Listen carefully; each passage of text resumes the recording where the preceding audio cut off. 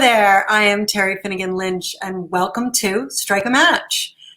Thank you to our host, Enlightenment Radio, for producing this podcast and being a part of positivity as a way of life, and this radio program as an opportunity to figure out how to live in positivity.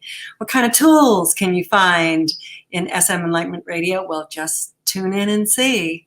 So thanks for joining us. This is a wonderful episode. We're going to have a great guest on the second half, Natalie Jo Flynn, wonderful gal from my HCI school. She's a dear friend, and I'm happy to have her on board for today's broadcast. So as I do, I like to just explain why Strike a Match is meaningful and what we want to do while we're here. And, strike is to take action, get curious, and to just maybe take one little step towards something new. And we're hoping that this platform is a way of you seeing new ideas and see if they relate to you. And then the match part of the message is that life coaching, health coaching is about finding the right person for you, for what you want. And sometimes we don't even know what that is. But the purpose here in our broadcast is to introduce you to a lot of coaches that do different coaching models and different clientele, and see if there's something that speaks to you, right? So thank you for being here. What I wanted to start with in this week was what I hear, especially in 2021, as why people are reaching out to life coaches, is they feel stuck. So whether you're 20-something or 50-something, there's this feeling that somewhere along the way, I painted myself into a corner, or I feel that I'm in a jar, I'm stuck in a routine, or you could really be literally stuck to a door. But the idea here is to, what I'm hearing is that people are curious about how to get out of that feeling of being stuck. So how do we get there? How do we get to the place where, we feel that there's no movement? And, primarily it's based in the fact that life is very repetitive. We start our day, we go to work, we take care of our families, maybe we visit friends and family, but it's very repetitive. And in that, we practice the same things over and over again. And they're not terrible. Our life is good most of the time. We're enjoying what we're doing and such. But as time passes, there's this feeling like, where's the something new? It feels a little mundane, or where's the spark? So that's what I hear, especially recently in the 20-something group. People are reaching out and saying, I've finished school. I was living at home. I'm moving out, and I'm not really sure what to do. I majored in this in school, but I really don't like it. So there's this stuck place for the 20-somethings that is like, I haven't really got out of the gate yet, right? So I'm not really sure how to define who I am. When we're children, it's easy. We play with our friends in the neighborhood or at school, and we do what we want to do, video games or hopscotch. I'm dating myself. And then in adolescence, we're still in our peer group, whether we're an athlete or in theater or music, where there's a way of identifying ourselves in a group. But once we finish school, we're out there on our own, and there's some major decisions that we have to make about where I'm going and what that's going to look like.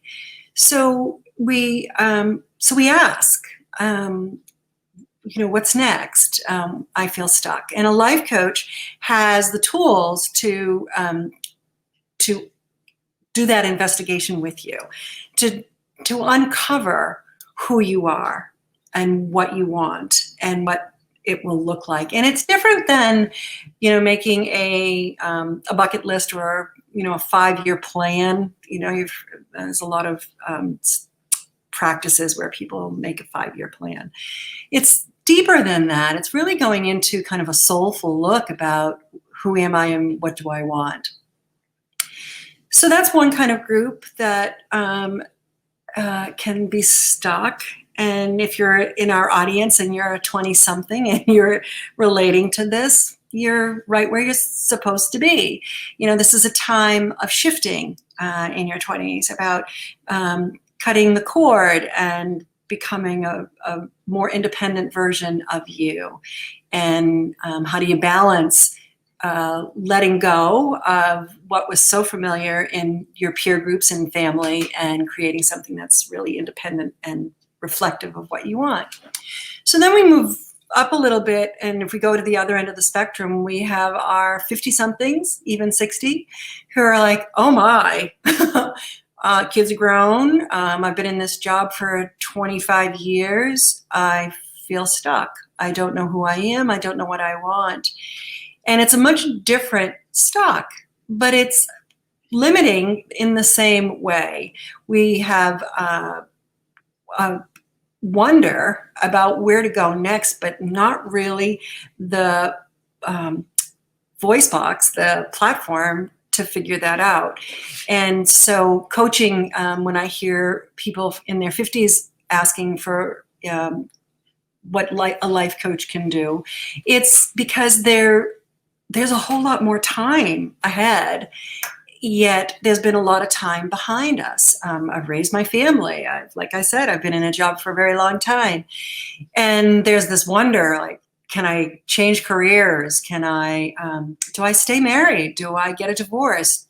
There's lots of shifts in each decade, each milestone of where we are in our lives that we don't have to just march through. We can step back and see, is there more? Is there something I'm missing?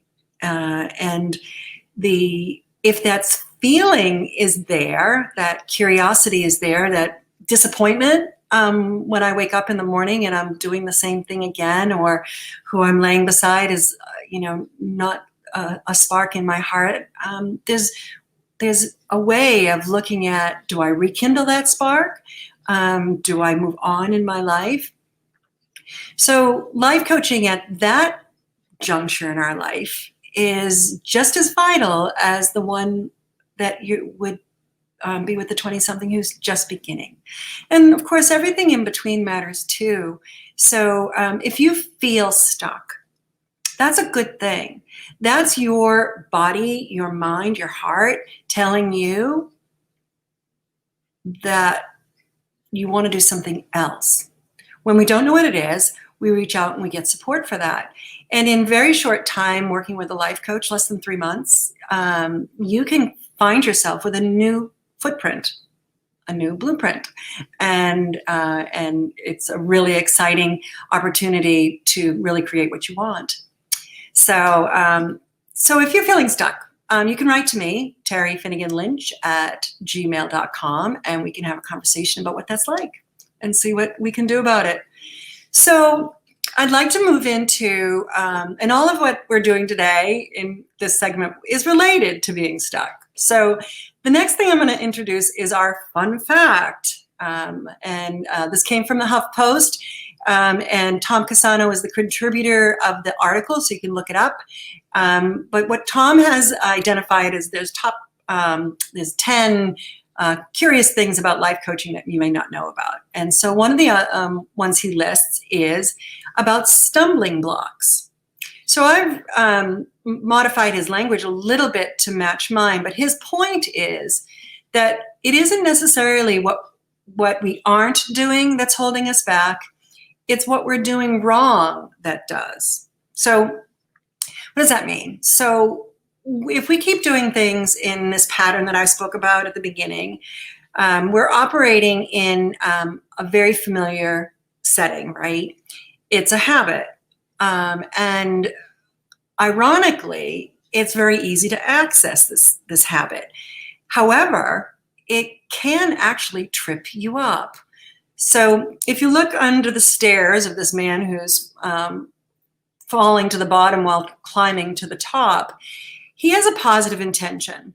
He wants to control, he is multitasking all the time, he's overworking, but these things are actually not serving what he ultimately wants to do.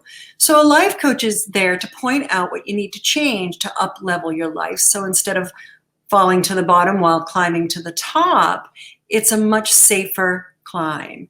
It's more creative, and it brings new ways of doing things to your arsenal.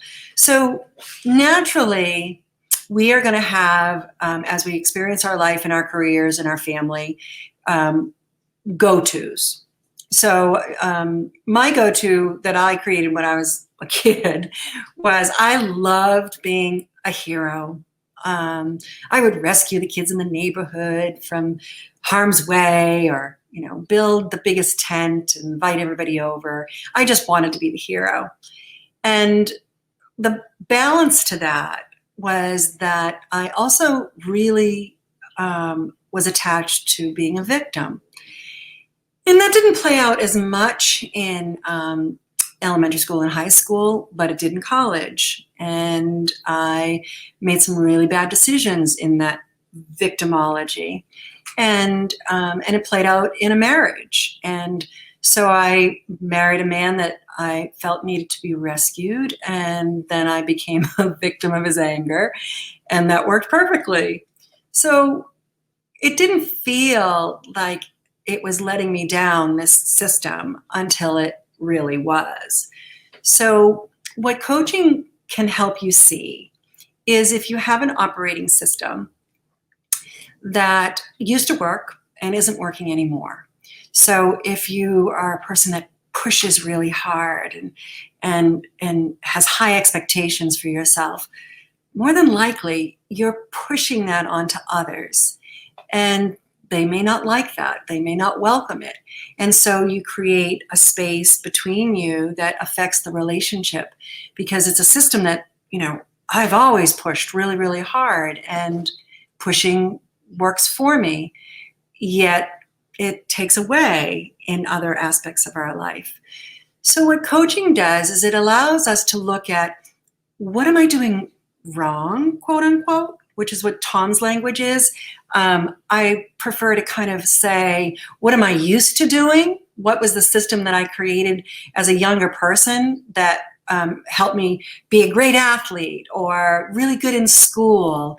And then I get over here and it's an old system and it's rubbing people the wrong way, and I'm not getting the results that I deserve, and it needs to be up-leveled. So life coaching has a program that allows you to step back and see that operating system and create something new. So that's the fun fact, is that there are stumbling blocks that we will try to climb over, or we'll miss a step going down, and we tumble into a really bad space. And none of it is because you're a bad person. It's just what we've been doing for a very long time, and it gets worn out and stops working. So that's another reason you can get stuck with, you don't know where to go and what to do, or you can get stuck in the fact that the way you're doing it isn't serving you. So there's two ways of looking at it. So the next thing that I wanted to share with you, which I do each week, is a positive tip. So let's try this one. Every behavior has a positive intention, and that's why they become a habit and are so easy to access. So what I mean by this is, whether a kid is throwing a tantrum or a grown-up is, they're not just trying to make you angry or behave badly. There's something in that behavior that they are getting a good feeling about. So a kid throwing a tantrum, the positive intention there is, I don't want to do my homework. So if I throw this tantrum, I don't have to do my homework. And a grown-up that's throwing a tantrum on the golf course is, I want to be angry, so I'm going to break my club. And in doing that, the outcome can be offensive to others. So let's play the tip. Positive tips for a better life with Terry Finnegan Lynch. Consider this. Every behavior has a positive intention, which is why habits are so easy to access. There's something good in it that I'm getting by doing it. So step back and look and see what that positive intention is, and then shift the habit to something more desirable and keep the positive intention. I'm a health and life coach, and these are Terry's positive tips for a better life. WSME.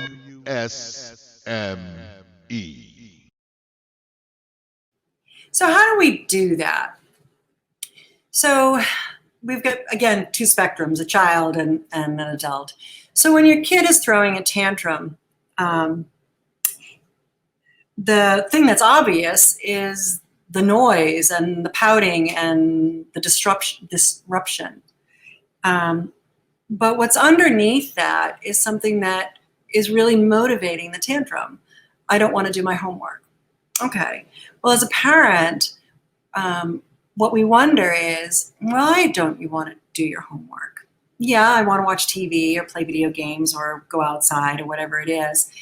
But there's usually something else too that's attached to it, whether they don't feel confident in their schoolwork, or they don't like the teacher that gave them the assignment, or there's a bully in class that's going to make fun of them when they have to speak out loud. So the tantrum, the positive intention for the kid is to not do the homework because there's this pain over here that they want to avoid. So when a child is throwing a tantrum, of course, we don't want to co-sign that behavior, but we do want to ask the kid, the child, what else is going on, because there is a positive intention to every behavior. And if we figure out what that is, then we can ask the kid to do it differently. Like how? Well, maybe you end up talking to the teacher or showing a child how to deal with a bully. Honoring the fact that they feel uncomfortable in itself is a way to honor the intention of feeling safer around homework. So then when you get to be a grown-up and you're on the golf course and your teenage son is watching you break a club or throw it into the pond or whatever, the positive intention here is that dad's angry and he doesn't want to take it out on somebody else, that he's disappointed in his game. And golf is a frustrating game, but there is another thing, another layer underneath that. There's a positive intention that dad wants to, that dad's using as a reason for acting out the way that he is. And so if I'm dad and I'm the one throwing my club, I want to ask myself, what am I really feeling? What's going on here? Why am I doing this? Do I want to shock people? Do I want to make a scene? And why? And for me, if I was still in my victim hero mentality, it was be like, oh, I failed as a hero. I scored a 7, So if we understand what our positive intention is when we're in a bad behavior, then we can change the habit and really be true to ourselves about what we really need. So the last part of this segment that we do here together with you and I is my comedy corner, the Coach's Comedy Corner. So here we go. Our life coach said, don't wait for what you want, just take it. So we did. There are lots of reasons why people resist getting help.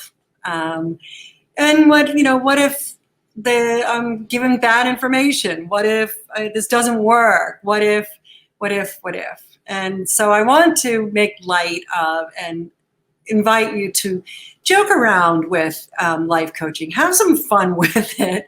Ask questions. Voice your doubts. Be curious. But, the bottom line is life coaching is a relationship. And it's allows for us to laugh together. And if you have to or want to, need to cry together. But it's really, truly about holding that space where you get to have the most beautiful look into you and do it in a safe place. The life coaching model that I use is the transformational coaching method. Last week I went into it in detail and that podcast, and it's very, very, very effective, and it really allows for small shifts in thought, in behavior, and outcome. Yeah, strike a match. Just let the idea of changing small things for a great outcome. And it's about habit change. It's about changing our mind and changing our lives. So I hope this is a helpful segment for you. Please feel free to reach out to me. Check out my website, masterwellnesscoaching.com, for more information about what I do. And we're going to go to some commercials here. Please pay attention. They're so good. It's about positivity, and we all need that. So listen in to SM Enlightenment Radio.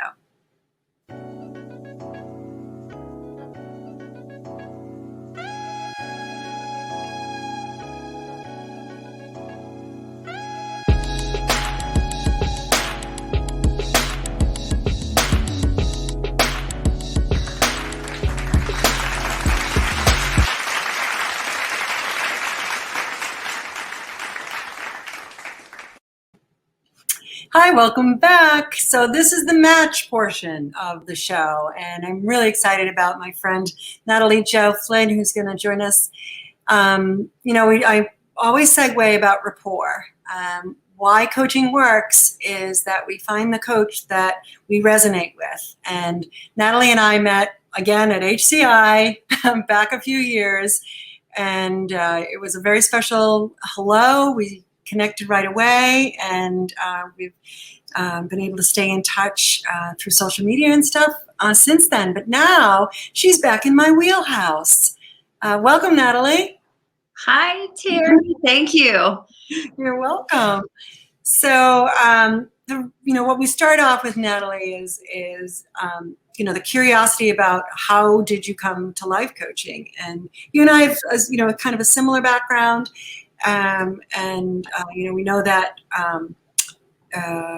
it's not an easy thing to share, yet we do because it helps people. So just tell us a little bit about your journey to coaching and your practice. You're a very special lady, so let's just meet you. Well, I will have to say, I remember that moment that I met you in the hallway.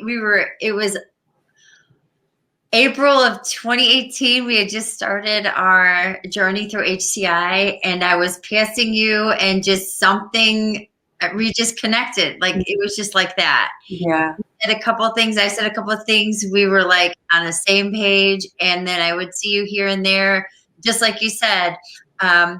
We had that connection, and that was that rapport. It was so neat. And I've watched you grow through the years of coaching as you watched me, and here we are now. So it's amazing. What got me into coaching was I'm a nurse for 25 years and a nurse practitioner for 13. And I was at a standstill, like a pivot point in my life where I was deciding, well, what are you going to do next? I don't want to do what I was doing, and I need to do something more. And I thought to myself, I saw this coaching thing. What is this? So I went into coaching, of course, so I can fix, and I'll throw her under the bus. I'm going to fix my mom. Oh yeah, that'll be great. I'm going to fix my mom and she'll be happy. And so I'm going to go into health coaching. I'm going to take all my knowledge. I'm going to add this to it, not knowing that anything in her was broken or that she wanted anything fixed. But however, it was probably an answer to her prayer, ironically, that I went through that, because it changed my life. It fixed me, so to speak, fixed whatever I needed fixed. But it was just such an amazing journey. So going through the coaching experience brought, like Amy said last week, and you all were talking about how we can't do anything, we can't expect of anyone else unless we're willing to go through it ourselves. Right. So going through the mountains and the troughs of being a coachee and then being a coach, it was just such a valuable experience. I was able to uncover so many things that went wrong in my life, overcoming a severe alcohol use disorder issue was probably right. It was right then when I was introduced to coaching. So through the coaching and what I learned as being coached, I was able to overcome a lot of those things that made me feel like the alcohol was the answer and food was the answer. So I happen to grow greatly through the program, and becoming a coach myself, I have so much to share and so much to relate to other people that it just makes sense that I can help others also come through their issues. It's wonderful. I love the name of your business, Move That Mountain. Move that mountain. Move that mountain. So you're a very earthy person, and connect amazingly with the animals, with horses, and you're a functional medicine practitioner, right? Right. I'm just finishing up my certification for functional med. It makes sense to me to look under the hood instead of paint the car when something's wrong. And that's kind of my analogy of Western versus functional. It's finding out. I have this functional health coaching, which I also got into through the HCI, meeting different people and being introduced to what works in medicine and what doesn't. And I'm pretty much I think I was at that pivot point that I talked to you about at the beginning, because I knew I wasn't making a difference in people's lives with the career I was on. Here I am, this nurse practitioner. I'm dual certified. I work in emergency room. I work in internal medicine. I'm seeing all these clients, and I'm not helping a single one of them. Yes, when we work in emergency and somebody comes in with a cut and you can sew them up and send them home at the Band-Aid, that's great. But for the most part, and as well as I do, being in nursing, that emergencies tend to spark from long-term issues, long-term problems, things that have been going on for a really long time, and people they come to a head, and it's more or less of an acute on chronic issue. Right. So functional medicine for me made sense, because I thought, well, how am I really going to help people? It wasn't good in the emergency setting, because that's an acute scenario. You come in, you need something right away, and you get it. Here, I wanted to work more with people on, well, what happened? Why did this occur? How long has it been going on? And it was just kind of in my blood to do it that way, right? Which didn't kind of fit the paradigm of ER, treat them and treat them, right? Right. So I really wanted to get to the root cause of what people were going through. And I'm finding, of course, environmental factors and stressors and lifestyle factors all are the major role players in chronic illness. So now I've found through, starting the coaching and then going through the path and, these things leading up to being where I need to be now, which is a functional health medicine, which makes sense to me. So it's been a long, windy road, but none without purpose. Yeah, no, I get it. My hair. The exact same experience. Now, I was only a nurse for a short period of time, but that feeling that there's so much more to this story, and I needed to be a part of that, and so I really appreciate I think that's probably why we connected, right? You Right. know, as we passed like this, that was in Arizona. It was cool. Yeah. So you've got a unique niche because what you, as a functional trained health provider and a health and life coach, you are blending the safety of being medically cared for with the why and how. So, I mean, that's pretty amazing. So what I ask each coach each week is, what's the number one reason you find when you first start to talk to people that they say, no, I don't think so? What do you do you know why? What do you think? I like this question because they all know the answer. They all know it. I know that. I know that. I can do that. I can do that on my own. I can do that. Yeah, you're right. I can do that. Oh, I already know that. That's the hugest thing. So, yeah, we all have the knowledge. We all have the knowledge. And I love it when I point it out and they say, oh yeah, that's what I need to do. And I can do that. I think I'll just work on it myself for a while. Right. So that's pretty much what it is people want to be independent. They want to know they can do what it takes to get to that goal on their own. Right. Yeah, it's we are very much groomed in society to be fiercely independent, and it's pretty lonely, truthfully. So when you get to that conversation where someone is actually saying yes, what do you think's the power behind that reply? Power behind that, the yes. I think they're ready, and that's definitely a personal decision in each person. From what I found so far, you cast a seed in people. We all care. We care about people. Like I genuinely care about everybody that I see, and I see this potential. However, like with nursing, I can get so dragged down and just so emotionally drained by caring too much. So I've let the other person say yes with the intention that they are ready. And I won't let someone say yes to me or my program until I can determine that they are really ready to go through the steps. They say yes, and so many times, I follow up and they don't. So I've gotten really good at weeding through the garden of people that will stick with the program, because I don't want them. It might not be their time. Right. Everybody's got their time. Right. So when they say yes, they're ready. And it is a wonderful experience because you can work with people, you watch them grow, you see them change, and they're grateful for life, and gratitude with everything around them is just different than that struggling person that said yes and didn't mean it. Right. Yeah, it's, I think, again, that speaks to the value of these discovery calls that we have, where it's, do you believe I can help you? And do I believe that I can help them? Do you believe that you can work with me, and I believe that I can work with you?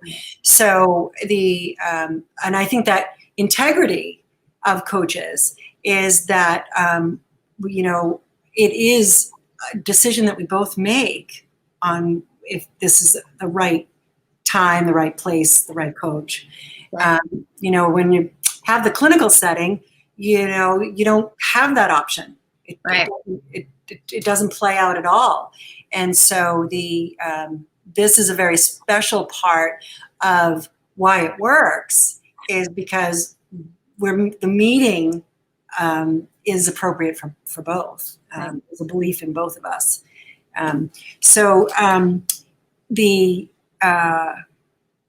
It's what kind of process do you use? Is your program 4 weeks, 8 weeks, 12 weeks? What's your program like? I curate. I let people decide what they're up for. I think that at least 4 weeks is appropriate. And a lot of times I find that people that sign up for the 90-day program, they fizzle out. And it's really hard to reel them back in. But you give them a 4 week, and 4 weeks is just enough to get people excited about change. And then they want to continue. And it's not, I think if you don't have that long-term, not everyone, a lot of people want those immediate results. So in the psychology behind it is the shorter term goal, then it looks better for a lot of people. So I know a lot of coaches won't take anybody less than 90 days, 6 months to a year, but I do concierge practitioner. So I'll take people 6 months to a year, but I'll also take you for twice a month or month to month, because it's just where you're at right now. And if I feel that we're good candidates together, then I'm gonna give that time. Like some people just need to get over a hump. Personally, right now I have somebody who's writing a movie and they wanted just an accountability and support person, but didn't need it every day, or didn't need it every week. And it was just going to be maybe a twice a month kind of thing where, we have developed a certain schedule with the support part and the accountability part. So it just depends on what you're looking for. No, I love that. It's kind of interesting because my program is 12 sessions. I don't have a short version yet. No two sessions are alike. Every first session is different for every client. Every second session is different for every client. Because what you need and who you are is just as malleable as the program is. So I love the fact that we can make those adjustments based on who the person is and what they need. Tell me, what is the attraction? What's the big question that someone's going to be asking to come find work with you? Well, first of all, they like the name of my business, Move That Mountain, and then they see me with a horse. Yeah. And that stems from, it takes the faith the size of a mustard seed to move a mountain. And I think you mentioned that in last week's show. I did. Oh my gosh, it's so funny. And I had developed this one. I have this. It's coming up. It's called the push. And I have a saying. It says it just takes a small push to move a big mountain. To move a mountain, and that's what it takes. It's that series of small pushes, or small bits of faith to move mountains. That particular sign was hanging up on top of a podium that I used to stare at for months on end. And I said, when it came time to make my business name, I just decided to pick that. So they'll come to me for that reason. And then they'll say, what do you do? So they see the mountains, they see the horse, and then they want to know what I do. So then I can explain it. Yeah, and then you enter, you say, something about not having to do it alone, right? Always. And that's right. So I say, well, I'm basically a health and wellness coach. So I help people to get healthy. And I think that incorporates the reason why you're unhealthy in the first place, whether it be an addiction to an eating or shopping or poor lifestyle, whatever it is. So it all fits together. And I started asking them questions why they reached out to me, or and what was there? Because people are shy. They make that call, but they don't have they don't know why sometimes. Right. So you kind of just ask questions and get the answer that way. Yeah, for sure. Most people are the same. Yeah, and I think especially around life coaching there is this wonder, what is it, and would it help me? And I love the fact, I want to circle back about you saying I wanted to fix your mom. Oh yeah. Yeah, the amazing thing about life coaching is, and you called it a small push, I call it hinges. Yeah. Small hinges swing big doors. We're using this a similar strategy, that we're not like, throwing the baby out with the bathwater. We're not sinking the Titanic. We're just doing small things that offer new perspective and new ideas, and therefore new outcomes. And that's the good news. So I do love to invite, a testimony. Do you have something from a client that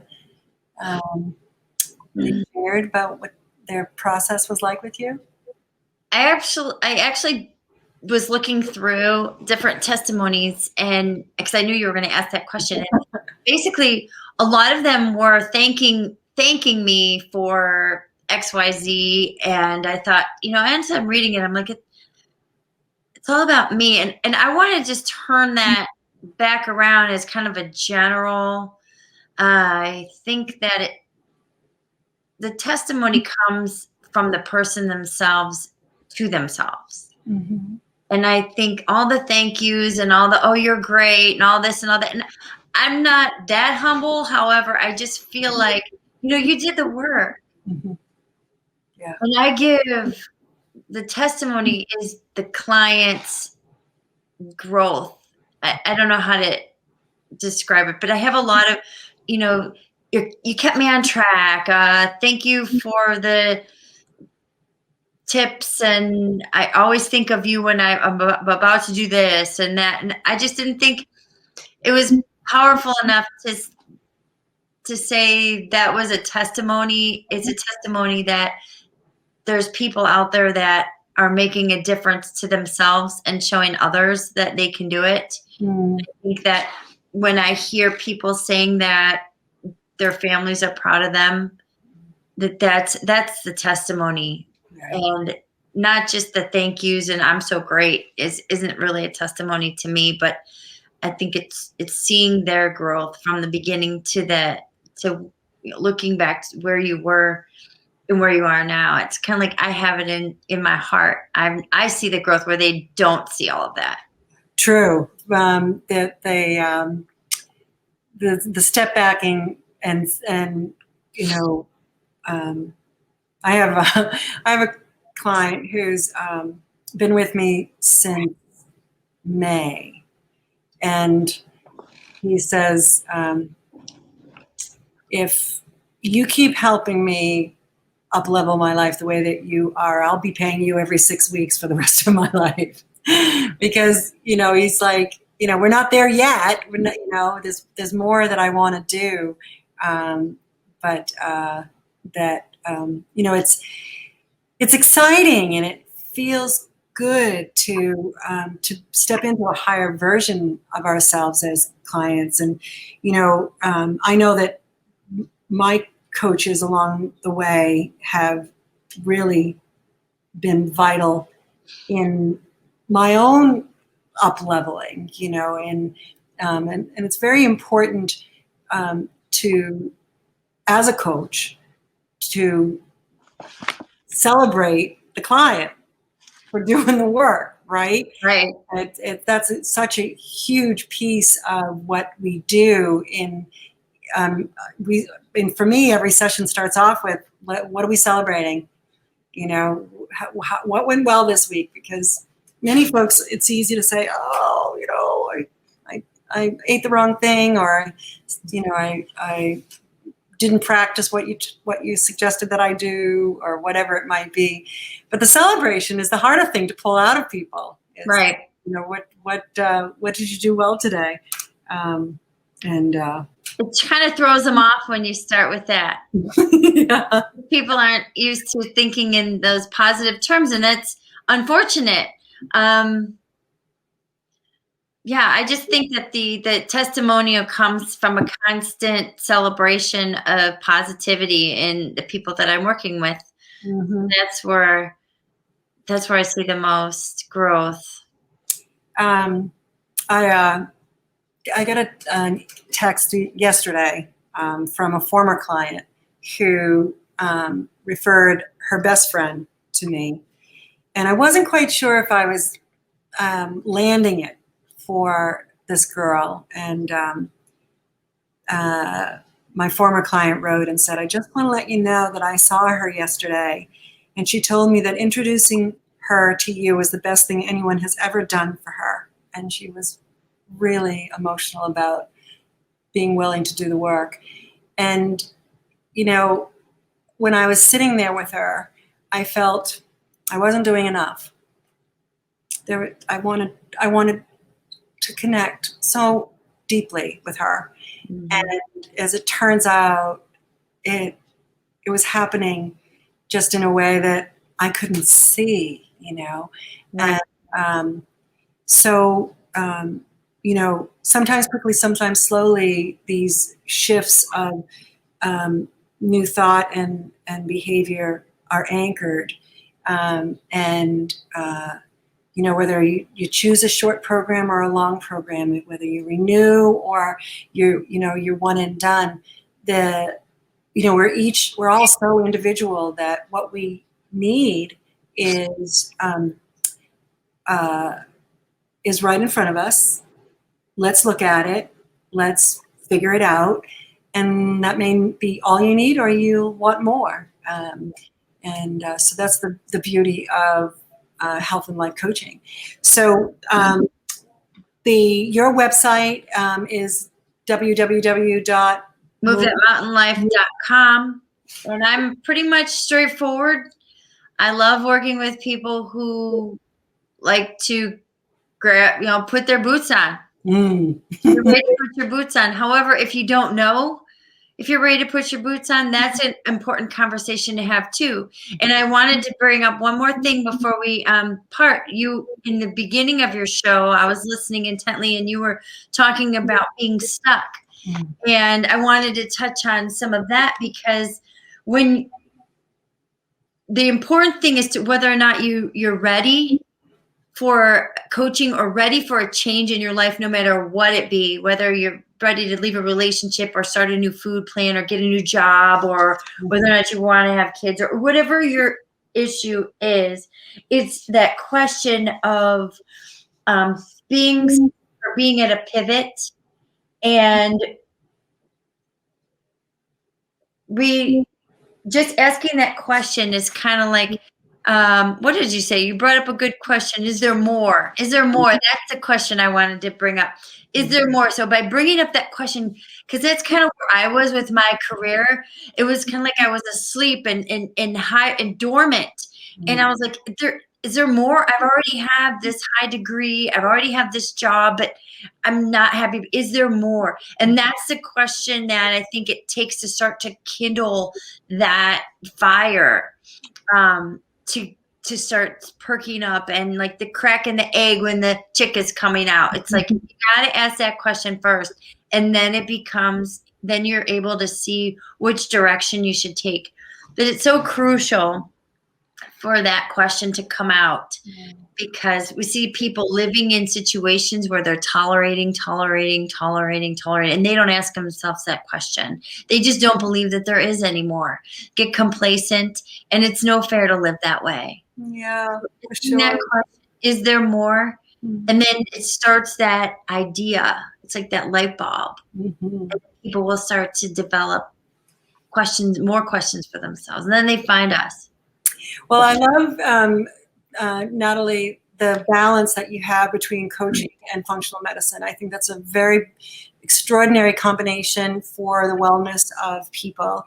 And so I'm, really honored that, you took both of those skills and brought them together to move the mountain. Thank you for being here. It's been a pleasure. I'm glad you're back in my wheelhouse. And, we will be in touch, stay in touch. And if anybody wants to reach out to either one of us, please check our handles, and we will be happy to get back in touch with you. Thank you so much. Bye. Bye. Oh, wow. I have to tell you, this is great stuff. I love my coaches. They're wonderful people, and they've come to their place of service because of their particular journey, and their sensitivity to what you need is real. So thank you so much for joining us today. I hope this was useful and helpful to you. We're here at Strike a Match to bring together action and coaching, and we hope that you are inspired by the content of this podcast. Be safe, be well, and we'll see you next time.